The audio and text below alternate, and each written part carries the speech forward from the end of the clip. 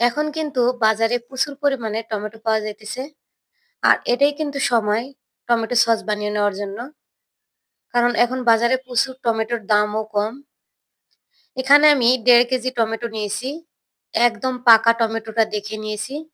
টমেটোগুলো ধুয়ে পরিষ্কার করে নেওয়ার পরে এখন আমি একটি টমেটো ৪ টুকরো করে কেটে নিচ্ছি।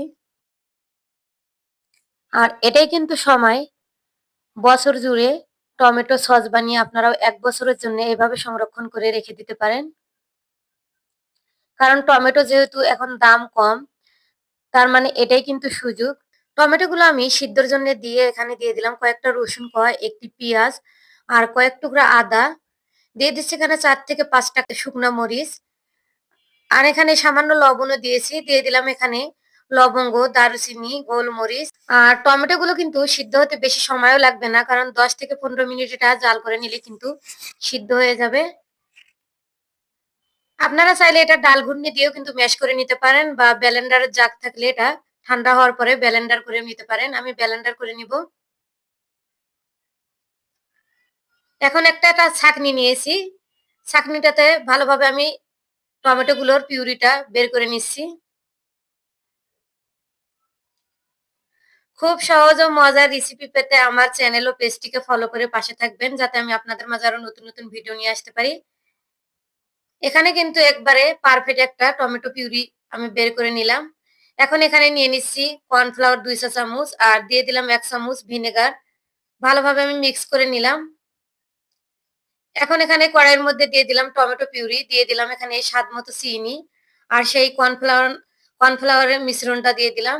দিয়ে দিলাম তেঁতুলের কাঠ আর এখন দিয়ে দিলাম এখানে টেস্টিং সল্ট, সামান্য লবণ। এখানে কিন্তু আমি চুলাটা অন করি নেই। চুলা বন্ধ রেখেই কিন্তু আমি এখানে সবকিছু মিক্স করে নিচ্ছি। সবকিছু মিক্স করে নেওয়ার পরে আমি এখন চুলাটা অন করে দিয়ে এখানে ১০ মিনিটের মতো কিন্তু এটা আমি জাল করে নিব।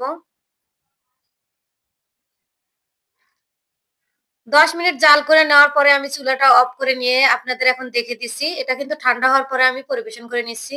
বাহিরের দোকানগুলো থেকে আমরা যেভাবে টমেটো সস কিন্তু কিনে আনি, একদম পারফেক্ট একটা আমি টমেটো সসের রেসিপি আপনাদের সাথে শেয়ার করলাম। আশা করি রেসিপিটা ভালো লেগেছে। এই দেখুন সসটা ঘনত্বটা আপনারা দেখেই বুঝতে পারতেছেন।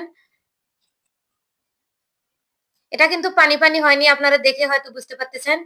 রেসিপি ভালো লাগলে শেয়ার করে দিবেন। আপনি কোথা থেকে আমার ভিডিওটি দেখছেন তা মন্তব্য করুন যাতে আপনাকে আমি ধন্যবাদ দিতে পারি। আমি একটা কাঁচের এখানে টমেটো সসের আগের বোতল ছিল সেটার মধ্যে ভরে নিলাম। এইভাবে করে কিন্তু আপনারা ১ বছরের মতো সংরক্ষণ করেও রেখে দিতে পারবেন। সবাই ভালো থাকবেন, সুস্থ থাকবেন। আজকের মতো এই পর্যন্ত। আল্লাহ হাফেজ।